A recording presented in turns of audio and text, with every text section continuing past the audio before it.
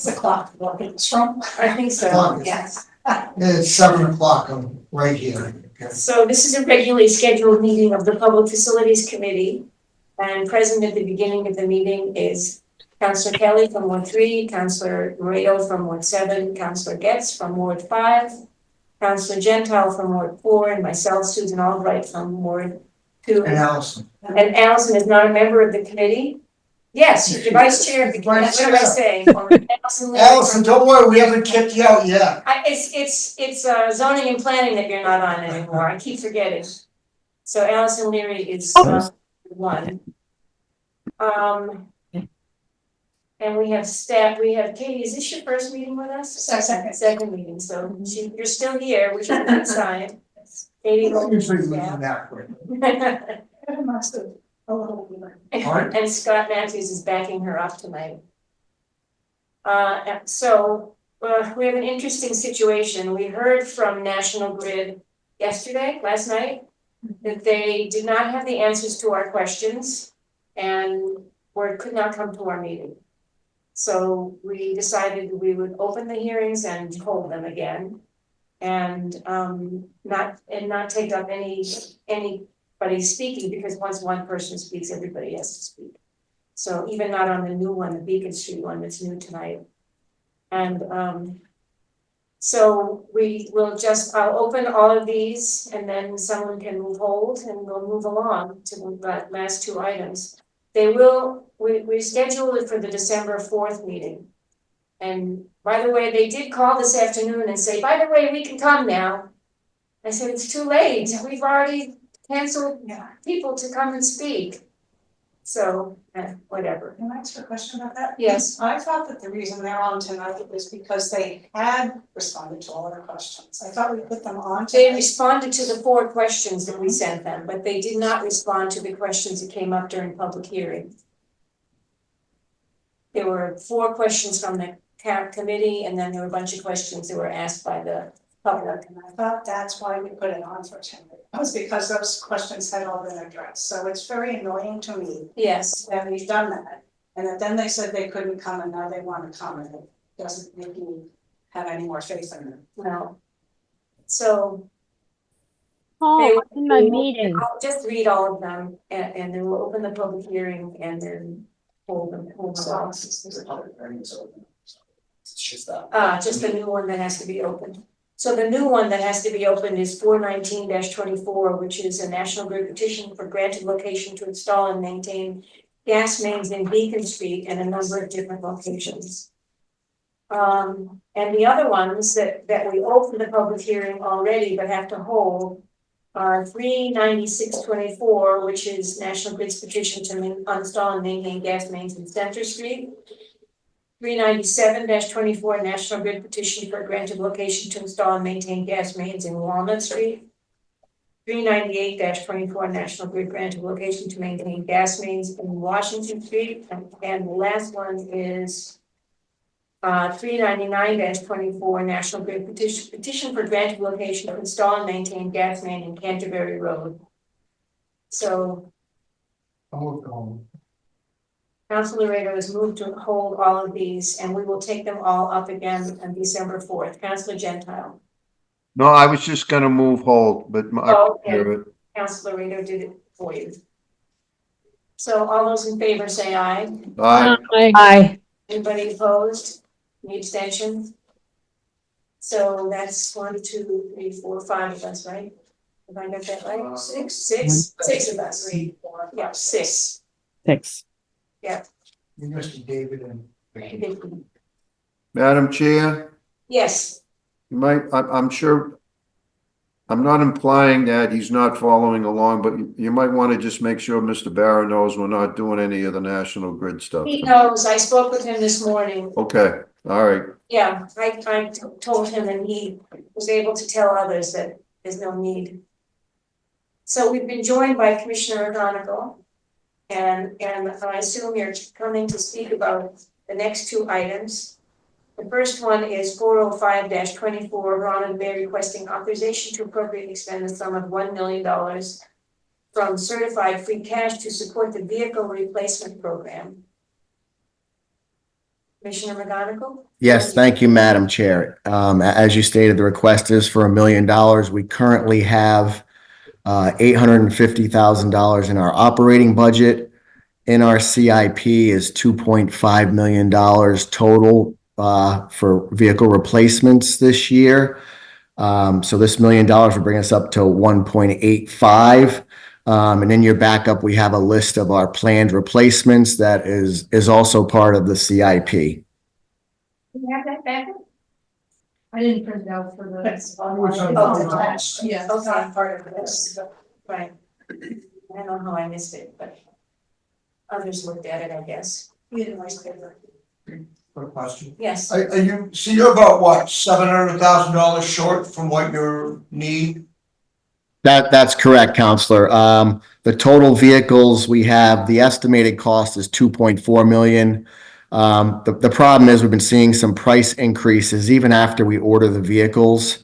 The dealers unfortunately are holding us to that, so we always leave some contingency in there to account for that. So the remainder of the money is gonna come from free cash at a later date, is that what you anticipate? Free cash, or, usually we speak with Maureen and plan on that, or we may bond, usually the larger vehicles, we will bond also. Okay. Thank you. Thank you. I must say, all the trucks that were here for the pumpkin smash they looked amazing, they're well cared for, they look brand new, some of them are new, but they really look like they're well cared for, all of these vehicles. Yes, thank you, Madam Chair. Again, having this in the CIP and committing these funds every year, and we also have a great fleet director, Travis Mosco, who's very dedicated to the fleet. And the kids were having a fabulous time. They were. The pumpkin smash was a smash. The biggest turnout yet this year. Oh, good. Right. Except my dog, who I walk around City Hall, keeps finding pieces of pumpkin. He will, unfortunately. I'm sorry. The crews do a great job, but between catapults and robots smashing pumpkins, it's difficult to get every last piece up. Yeah, but she's finding them all, so don't worry about it. Well, thank you.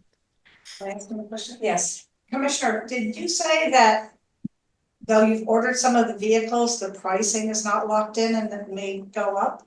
Did I? Yes, what we've been seeing, and this has been since the pandemic, is even after we order vehicles, because some of these vehicles have been taking up to 18 months.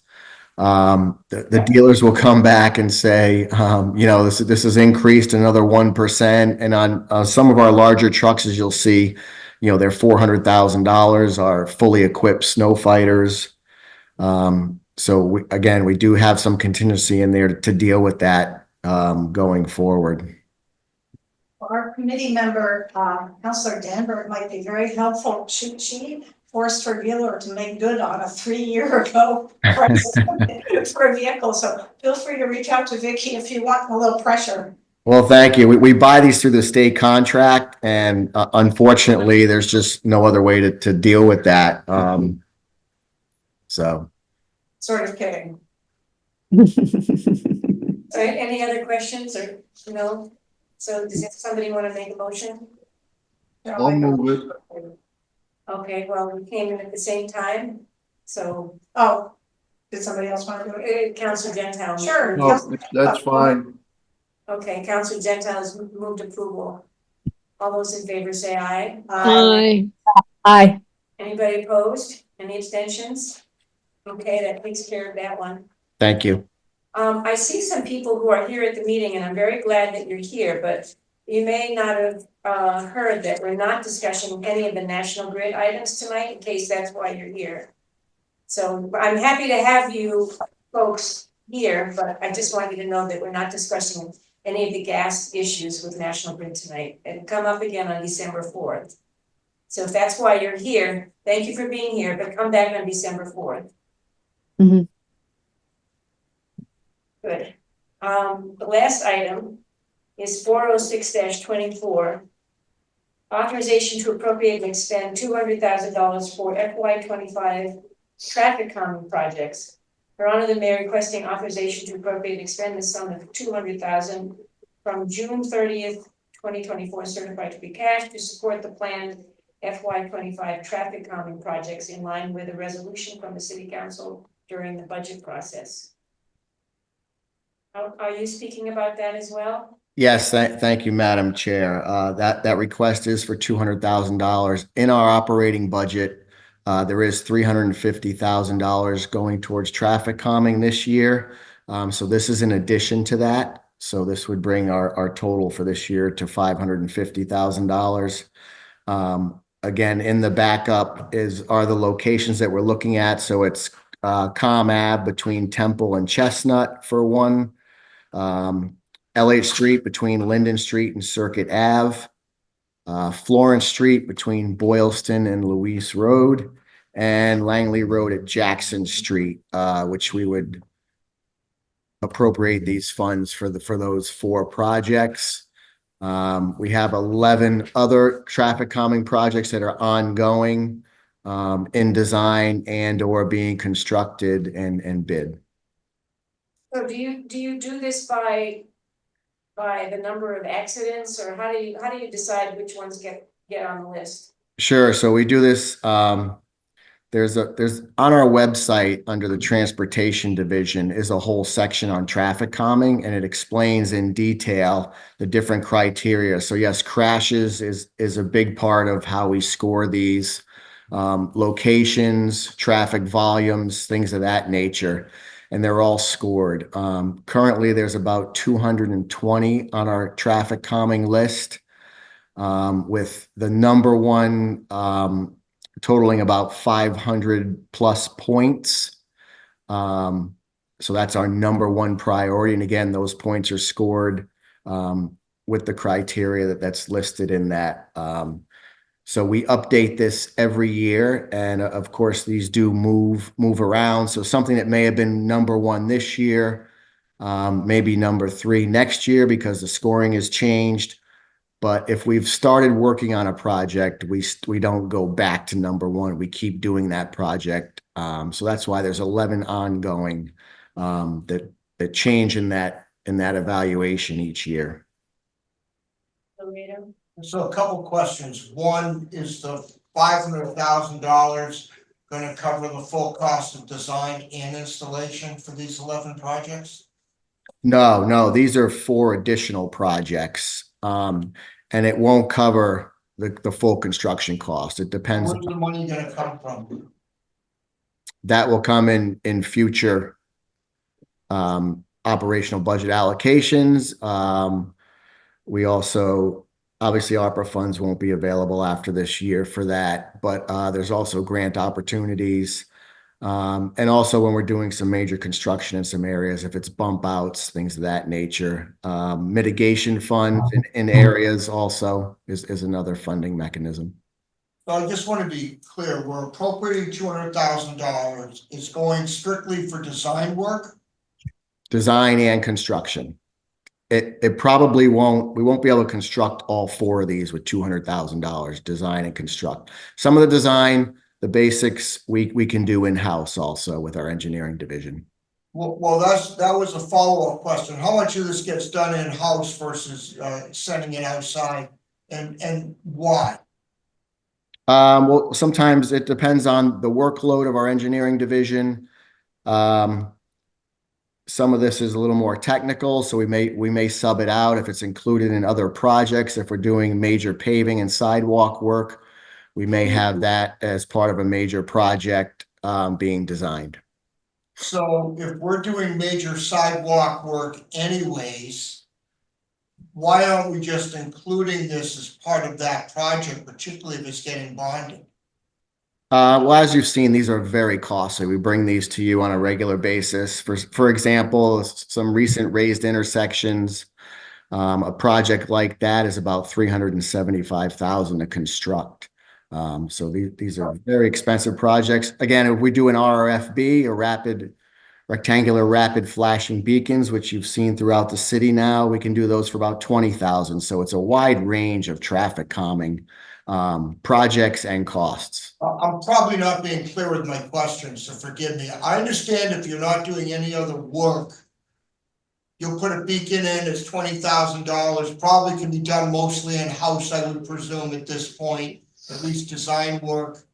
and you can get that done quickly. But if you're doing a major reconstruction of a roadway or sidewalk, and you want to incorporate some traffic calming measures in that work, why isn't that just getting included as part of the project?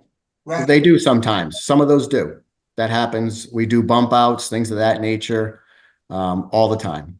So are these 4 projects, are any of them part of a major project, or are they all independent? These are all independent Okay, that have been identified. all right, that's helpful, because I just want to understand, how we're doing this, how we're funding this. Last question, are you putting raised intersections in any of these 4 projects?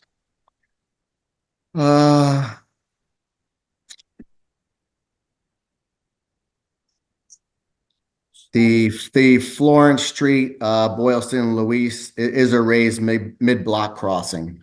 So it's not. So you're gonna, if, I just want to alert the committee to an issue we're having, and you're aware of it, Commissioner, at the corner of Franklin and Waverly, where there's a plan to put in a raised intersection. And so far, at least, the engineers are insisting that bollards be put at all 4 corners, kind of those concrete bollards, which really do not fit in at all with the neighborhood, with the surroundings or anything. And so, the Ward 7 councilors and the neighbors all have some real concerns about that. We've gone, and I alerted you that, Commissioner, that we're looking for other materials or other ways to achieve safety, which don't create every intersection in the city into an urban intersection. So are any of these gonna have those issues or not? No, these won't. And we've heard you on this. We've been out there. Our staff has, counselors. I know you have also. And we're looking at other more aesthetically pleasing solutions there. So we understand. We have used the standard bollards in other areas in the city. But we understand in some areas we may want something more decorative.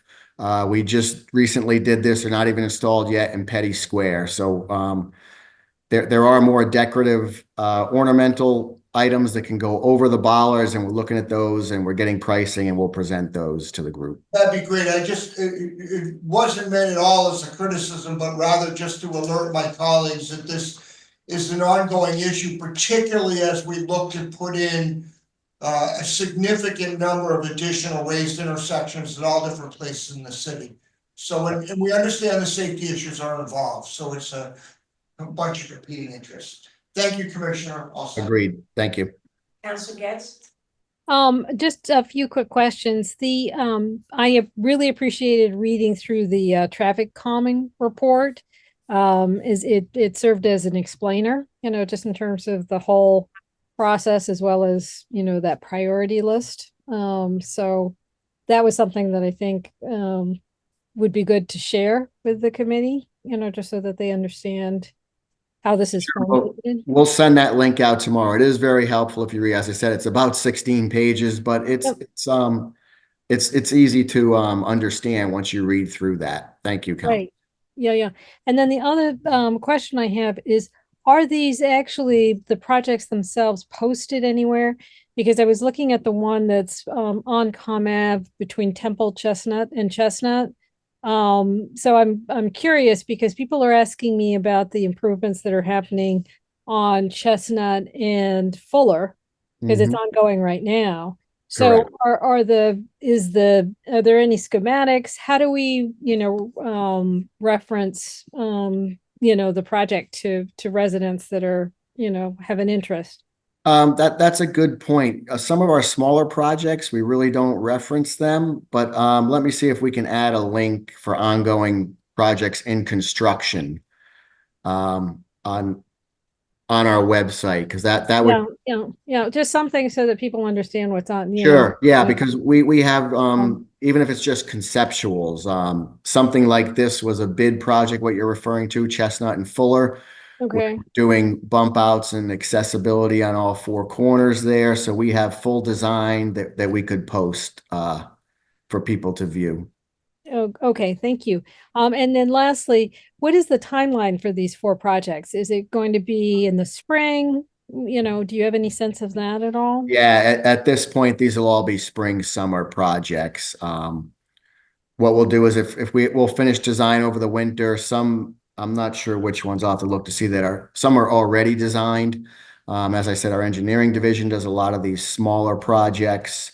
And then we'll bid those out, this winter for early spring, summer construction. Okay, thank you. Hearing. Did you call on me, Yeah. Madam Chair? Okay, thank you. Commissioner, I just wanted to understand better the reason for the bollards when you were talking about the Waverly Franklin intersection. Because I haven't seen them in residential districts like that. Where would they be located? And is this to prevent vehicles from potentially landing in people's lawns or trees, or is that the reason for it? Because I haven't seen them in some of the other traffic calming measures we've done. Is this? Sure. No, if the most recent or probably nearly recent is on Beethoven, near the school. The Zervis School? Near the Zervis School. That's a great example of a neighborhood with standard bollards in there. And it's really to protect, yes, to keep vehicles from going on lawns and things of that nature, but more so to protect pedestrians standing there waiting to cross. Because the bump out goes out into the travel lane, essentially. And we usually use those when the line of sight is not very good. So again, it's just another added piece of protection. It's best practices. We don't have to do it. We can add other things we've talked about, as Councilor Laredo knows, putting boulders there if there's room. And a lot of times we don't have that room. So again, it's probably more of a decorative bollard that we would be looking at in some areas going forward. Okay, thank you for that explanation. It would be nice if people could drive on the roads instead of on the sidewalks, though. Agreed. I have a question for Commissioner McGonigal. The traffic calming that you put in at the intersection of Austin Street and Lowell, which it seems to be much safer now. I'm just wondering, do you happen to know if there's the crash, like, if the crash rate has decreased at that intersection? I don't know offhand, Madam Chair. I can check. We do go back and do a post evaluation on all of these. But we have heard good feedback, just what you mentioned there, as that as you know, that's a very dangerous area. Again, it's really line of sight there as you come over the pike. Yeah. But we have been seeing great success in all of our traffic calming. Okay. I guess the crash information is online, so I guess I could look it up to see what's happened. Or is it too soon? Are you suggesting that maybe they haven't done the counts for that low? Yeah, they may not have, but I'll check on that also, the post evaluation for that. Council Gentile. I actually, since the commissioner was here, I had a quick question on something else. So if somebody has another question on this, let them go first. As long as it's on, on the docket item. It's not on the docket item. Yeah, why don't we take care of this docket item? Okay. And then maybe they can just stay on. Yeah. Did somebody make a motion? I will. I'll Okay. move it. Oh, Oh, Council Kelly did this one. I like to have the last one, Lenny. you get this one. Okay, so all those in favor say aye. Aye. Aye. Opposed, abstentions, so that passes unanimously. Now it's 7. Thank you. So you want to just let Lenny in? Can I just ask, Commissioner, do you know offhand the status of the Washington Street pilot bid? Is that? I think the bids did come in, or I know we have the estimate, but let me check. I'll check. Yeah, I just want to know how close we are on that and give Yeah, me. I think it's under the estimate, but I will get you those numbers tomorrow. All right, thank you. Okay. All of us? All set. Okay, so I think we're done. Right? Thank you very much. Thank you.